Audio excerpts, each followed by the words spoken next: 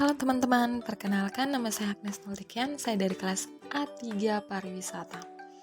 Di sini saya akan membahas tentang rasio keuangan. Pertama-tama kita harus tahu dulu, apa sih rasio keuangan itu? Rasio keuangan merupakan rumus membandingkan satu akun dengan akun lainnya untuk mendapatkan sebuah nilai, di mana nilai tersebut dapat menggambarkan suatu hal. Selanjutnya, saya akan membahas jenis-jenis rasio keuangan. Ada 4 jenis rasio keuangan yang saya ambil. Yang pertama yaitu ada rasio laba atau rasio profitabilitas. Rasio ini mengukur kemampuan perusahaan dalam memperoleh laba. Kedua, ada rasio utang jangka pendek atau rasio likuiditas.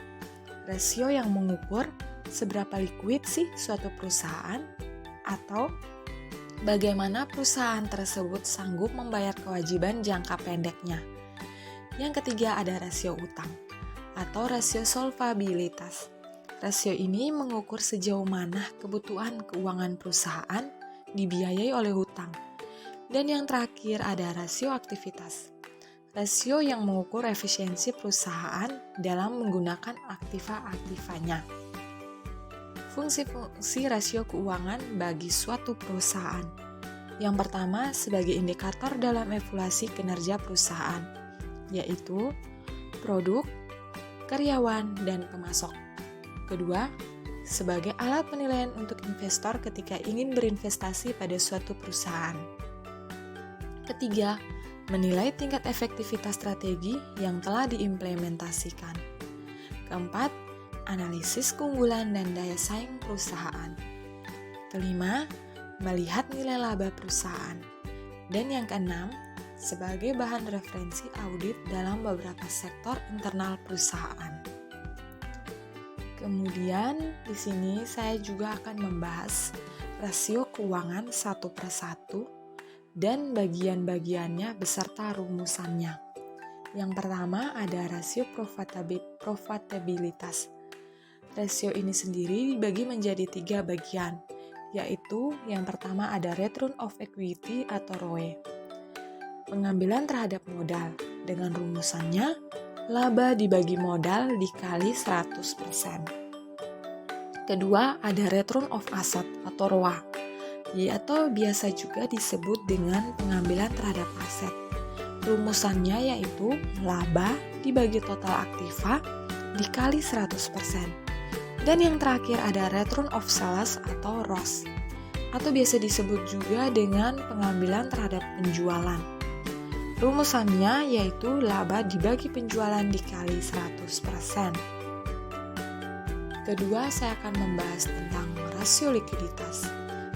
Rasio likuiditas sendiri juga dibagi menjadi 3. Yang pertama ada current ratio atau CR, atau rasio lancar. Dengan rumusannya, aktiva lancar dibagi hutang lancar.